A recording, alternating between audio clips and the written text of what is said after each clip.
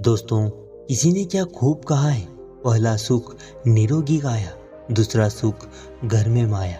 एक शिष्य ने अपने गुरु से पूछा कि जीवन का सबसे कीमती धन क्या होता है। गुरु ने इसका उत्तर देते हुए कहा कि चाहे मेरे पास पैसे हो या ना हो, चाहे रहने के लिए छत भी ना हो, कोई भी सुख सुविधाएं ना हो, लेकिन अगर मेरा शरीर स्वस्थ है तो मैं दुनिया का सबसे धनवान आदमी हूँ। शिष्य ने पुनः प्रश्न करते हुए पूछा, गुरुदेव, आपकी उम्र 100 साल पार कर चुकी है, फिर भी आप इतने स्वस्थ हैं। आपकी बुद्धि बड़ी ही तीव्र है, आपका चेहरा भी सूर्य की तरह चमकता रहता है और वहीं पर आपके शरीर से चंदन सी खुशबू आती रहती है। शिष्य ने कहना जारी रखा कि गुरुदेव, मेरे मन में बहुत बार आया है कि मैं आपसे इसका रहस्य जानूं, लेकिन संकोचवश मैं आपसे पूछ नहीं पाता। कृपया करके मुझे आज वह साधारण से नियम बताने की कृपा करें जिनसे मैं भी आपकी तरह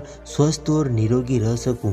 नियम अगर आसान होंगे तो गुरुदेव, उनका अनुसरण मेरे माता पिता भी कर पाएंगे, क्योंकि वह बूढ़े हो चुके हैं और वह बहुत जटिल प्रक्रिया नहीं अपना पाएंगे। तो कृपया करके साधारण तरीके से बताएं ताकि कोई भी गृहस्थ आदमी उन नियमों का पालन कर सके। गुरु ने कहना आरंभ किया। सबसे पहले उन्होंने बताया कि सबसे पहले तुम्हें पाचन तंत्र की प्रक्रिया को समझना होगा।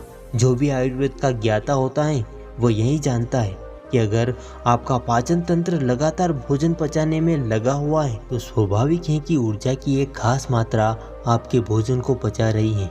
इसी कारण ज़्यादा भोजन करने के बावजूद आपका दिमाग और आपका शरीर बेहतर स्तर पर काम नहीं कर पाता है।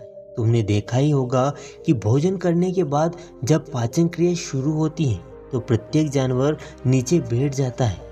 वो बैठ जाते हैं क्योंकि दूसरी क्रियाओं के लिए पर्याप्त ऊर्जा नहीं बचती है। चाहे वो जानवर मांसाहारी हो या फिर शाकाहारी हो, हर जानवर खाने के बाद नीचे बैठ जाता है और यही इंसानों के लिए भी प्राकृतिक ज़रूरत है। खाने के बाद वो बैठ जाना चाहते हैं क्योंकि दूसरी चीज़ों के लिए पर्याप्त ऊर्जा नहीं होती है।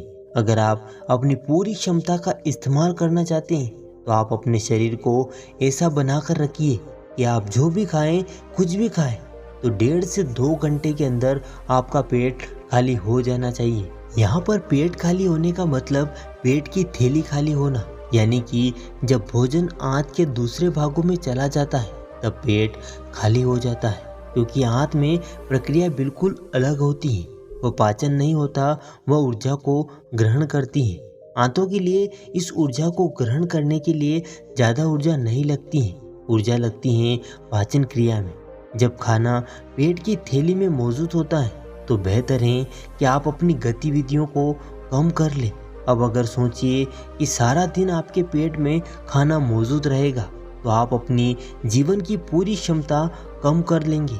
आप खुद देखिए, जब आपके पेट में खाना मौजूद होता है तब शरीर कैसा महसूस करता है। आप खुद पाएंगे कि आपका शरीर और आपका दिमाग तब बेहतर रूप से काम करेगा जब आपका पेट खाली होता है।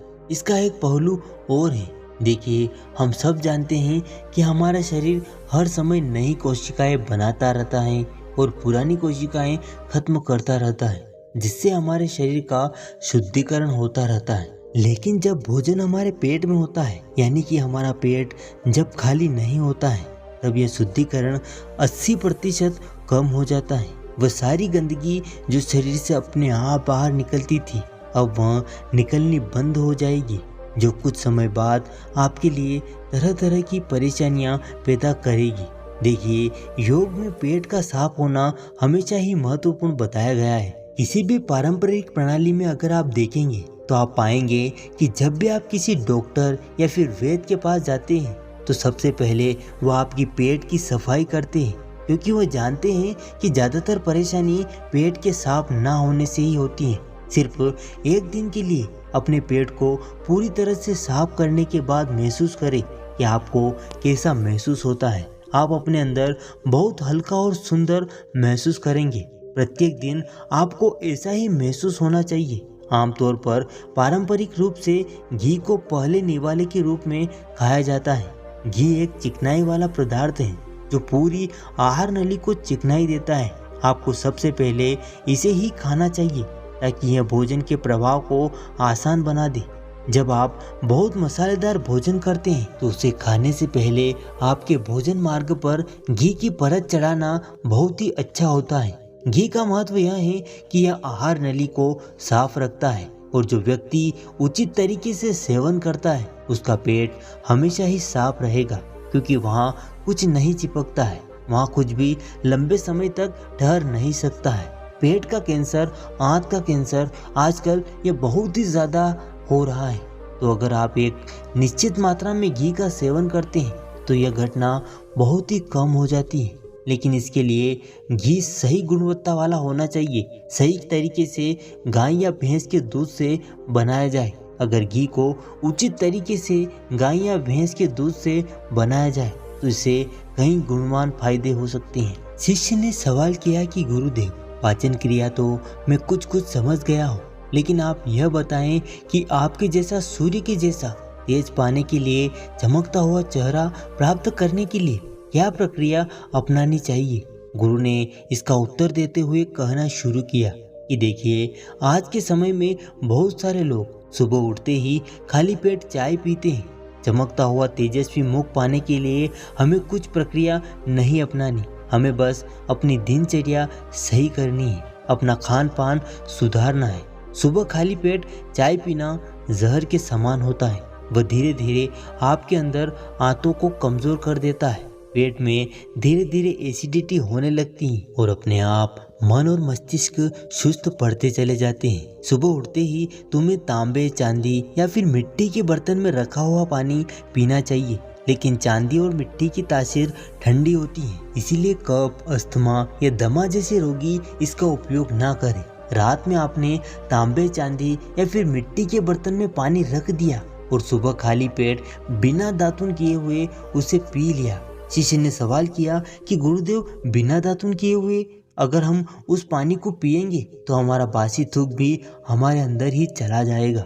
गुरु ने उसे बताया कि यह तो अच्छी बात है, क्योंकि बासी थूक औषधि के समान होता है। गुरु ने चेतावनी देते हुए कहा कि देखिए, जिन लोगों को अल्सर, टीबी या निमोनिया है उन्हें खाली पेट पानी नहीं पीना है।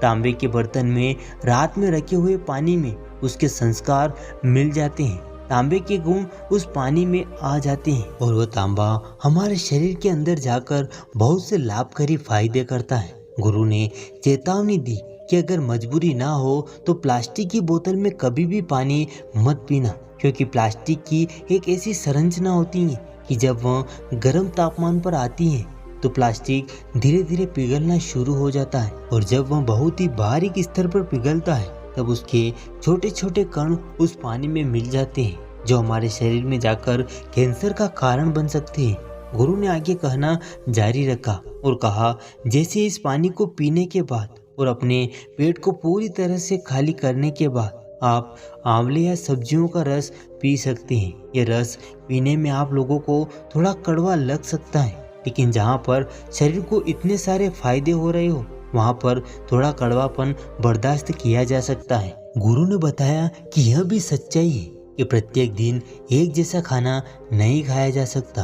तो जिस दिन तुम आंवला और सब्जियों का रस ना पी सको उस दिन आपको दही खाना चाहिए।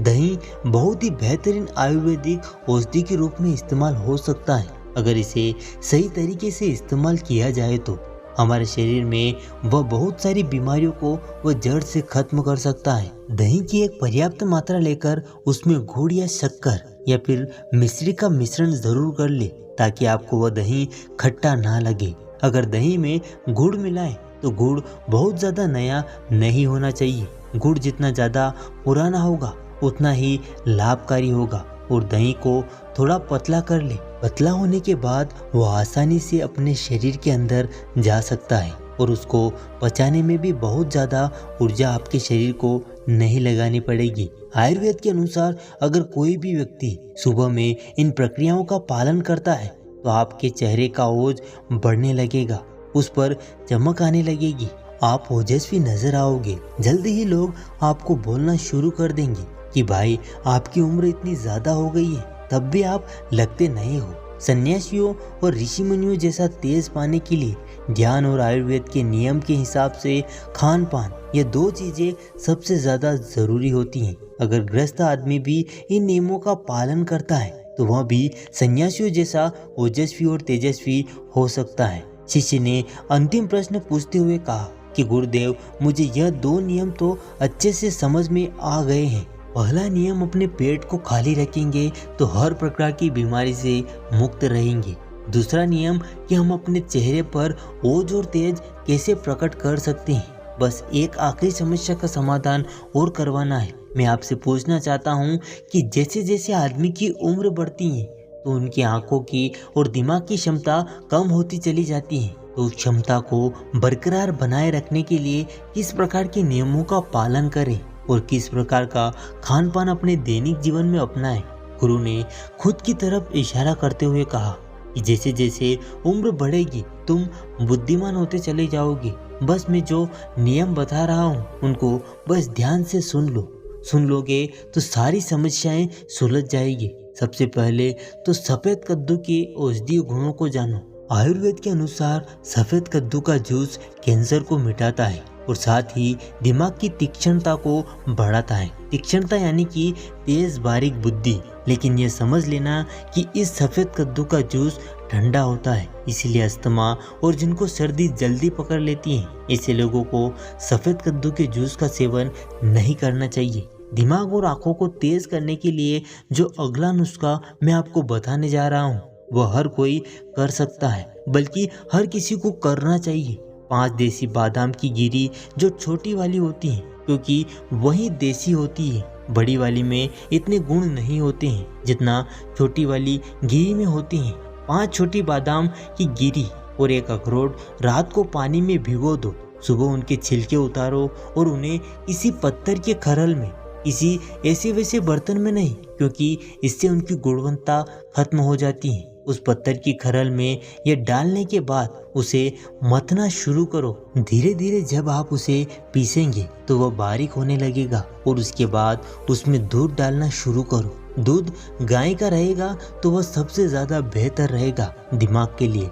इस्तेमाल करने के लिए भैंस या बकरी का भी कर सकते हैं, लेकिन गाय का दूध सबसे ज़्यादा महत्वपूर्ण हो जाता है जब दिमाग की समस्याओं के बारे में बात आती है। तो अब उस बादाम और अखरोट को उस दूध के साथ पीसकर, और जितना आप उसको पीसेंगे उतनी ही उसकी गुणवत्ता बढ़ती चली जाएगी। अब कुछ लोगों को लग रहा होगा कि अगर हम दूध के साथ हम बादाम यूं ही खा ले तो पत्थर की खरल में पीसने की बजाय हम अगर मिक्सी में पीस ले तो।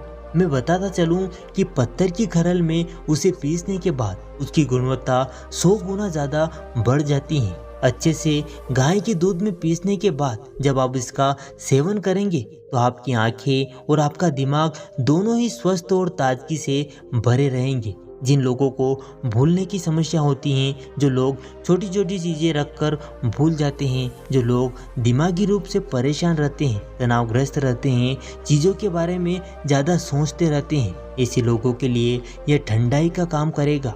उनके दिमाग में ठंडक पहुंचाएगा जिससे उनका दिमाग बेहतर तरीके से काम कर पाएगा। शिष्य ने ये सभी नियम अच्छे से कंठस्थ कर लिए और उसके बाद अपने घर जाने के लिए अपने गुरु से आज्ञा मांगी और अपने घर की ओर प्रस्थान कर गया। तो दोस्तों, उम्मीद करते हैं आपको आज की इस वीडियो से ज़रूर कुछ नया सीखने को मिला होगा। अगर वीडियो पसंद आया हो तो वीडियो को लाइक करें और चैनल पे पहली बार आए हो तो चैनल को सब्सक्राइब करना ना भूलें। मिलते हैं अगले वीडियो में, तब तक अपना और अपने परिवार का ख्याल रखिएगा। धन्यवाद।